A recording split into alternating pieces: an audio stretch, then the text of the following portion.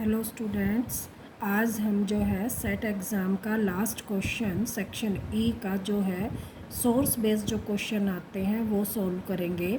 इसमें क्या कहा गया है कि अमित एक घर खरीदने की योजना बना रहा है और लेआउट नीचे दिया गया। लेआउट का मतलब जो डिज़ाइन दिया गया है हमें ये है, और इसमें क्या दिया गया है कि 2 सैनकक्ष और रसोई घर जो है उसका कुल क्षेत्रफल 95 वर्ग मीटर है।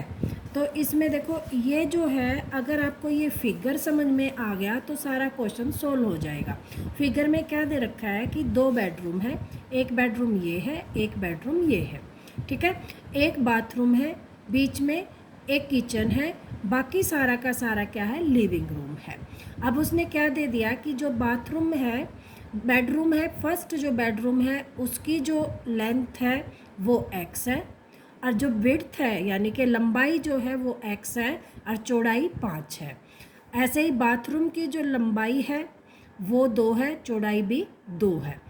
दूसरी जो किचन है उसकी जो लंबाई है वो y है और जो चौड़ाई है वो 5 है, क्योंकि बेडरूम और किचन जो है दोनों की देखो नीचे जो लाइन है वो सेम है।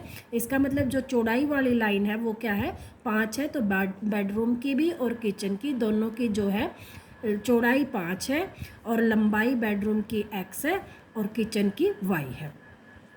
और इसी तरह जो है बीच में जो लिविंग रूम का कुछ एरिया जो है उसकी चौड़ाई तो 2 है और लंबाई पूरी है, यानी कि जितना घर है उसकी पूरी की पूरी जो है वो लंबाई है। नीचे एक बेडरूम और है, उसकी भी लंबाई क्या है, x है और चौड़ाई 5 है।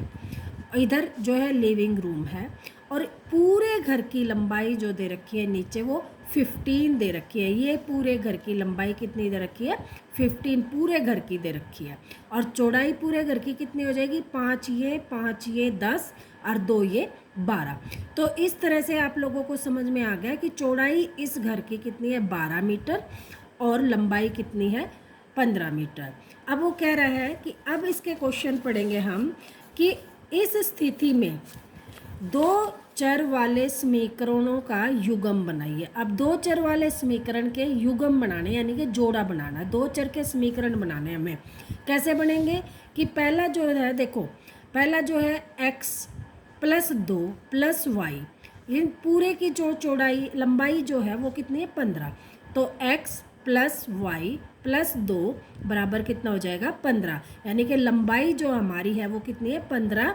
तो ये हो जाएगा, इसको हम सोल्व करेंगे, x + 2 + y = 15। तो हमारा ये 2 इधर आके माइनस हो जाएगा। तो पहला समीकरण हमारा बन जाएगा x + y = 13। अब जो दूसरा समीकरण है वो बनाने के लिए हमें क्या दे रखा है कि जो बेडरूम है, 2 बेडरूम और एक किचन, इनका जो क्षेत्रफल है वो कितना है, 95। अब क्षेत्रफल क्या होता है, लंबाई गुणा में चौड़ाई। अब लंबाई किसकी, 2 बेडरूम की, चौड़ाई 2 बेडरूम की, और लंबाई किसकी, किचन की, और चौड़ाई भी किचन की।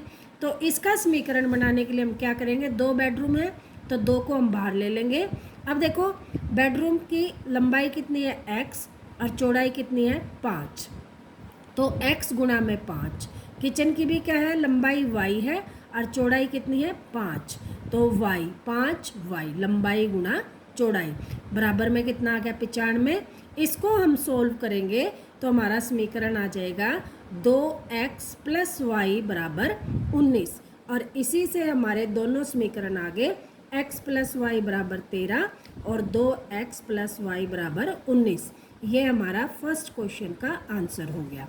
अब अगला जो क्वेश्चन है, सेकंड क्वेश्चन कह रहा है लेआउट की बाहरी सीमा की लंबाई ज्ञात कीजिए। अब लेआउट की बाहरी सीमा क्या होगी, पूरा का पूरा जो है वो हमारी बाहरी सीमा होगी, यानी कि लेंथ कितनी है, 15, विड्थ कितनी है, 12। तो 15 + 15 12 = 12, ये हमारी जो है पूरी लेआउट की लंबाई हो जाएगी, ठीक है। तो ये बन जाएगी हमारी 12 + 15 2 है, 2 लंबाई 2 चौड़ाई, तो 2 से गुणा कर दिया और ये हमारी हो गई 54 मीटर। अगला जो है लेआउट के प्रत्येक शयनकक्ष और रसोई का क्षेत्रफल ज्ञात कीजिए। शयन कक्ष का मतलब बेडरूम, रसोई किचन, 2 बेडरूम और किचन का हमें अक्षेत्रफल, शयन कक्ष और रसोई का क्षेत्रफल ज्ञात करना है। क्षेत्रफल ज्ञात करने के लिए हमें क्या करना है कि हमें क्या दे रखा है, देखो दो हमारे जो समीकरण बने हुए थे पहला और दूसरा, इसको सोल्व कर देंगे तो हमारे पास x की वैल्यू आ जाएगी और y की वैल्यू आ जाएगी। तो बेडरूम का जो क्षेत्रफल क्या बन गया, 5 गुना में हमारा क्या था x, तो x की वैल्यू आ जाएगी, तो 5 गुना में x कितना हो गया 30, बेडरूम का क्षेत्रफल हो गया। और 5 y किसकी थी, किचन की, तो y की जो वैल्यू निकलेगी उसको हम जो है गुणा कर देंगे तो हमारा किसका आ जाएगा, किचन का। फिर समझ लो कि क्या है कि हमें क्या निकालना है, बेडरूम और किचन का क्षेत्रफल निकालना है। तो देखो दोनों का तो हमें पता है कितना है, 95 है, लेकिन हमें अलग अलग नहीं पता। अलग अलग निकालने के लिए हमने जो पहले क्वेश्चन में हमने जो समीकरण बनाए थे उन समीकरण से x और y की वैल्यू निकाल लेंगे। x और y की वैल्यू हमें पता है कैसे निकालते, 3rd चैप्टर में निकाल चुके हैं।